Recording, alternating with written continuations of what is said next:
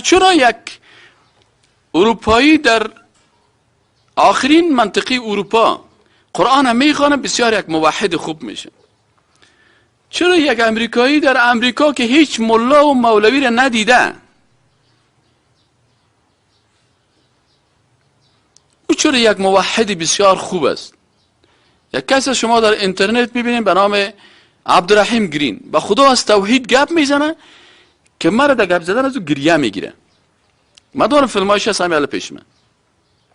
او چرا تو موحد واقعی میشه و ما نمیشیم؟ به خاطر از اینکه او حداقل قرآن خوانده و در آیات قرآن در معنایش فکر میکنه. و ما و شما یک عیب کلان مایی است که هر کتاب با معنی میخوانیم، یگان کتابی که با معنایش هیچ فکر نمیکنیم. چی است؟ قرآن است.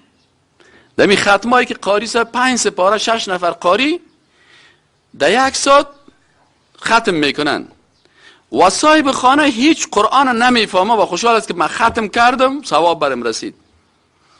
و این ختم هم عبادت است و در مقابل عبادت پیسه گرفته. و این علما کلشان میگن که اگر در مقابل عبادت پیسه گرفته شد، نیت خواننده قرآن غلط شد، چون نیتش پیسه شد، پس عبادت وقت قبول میشه که نیتش چی باشه؟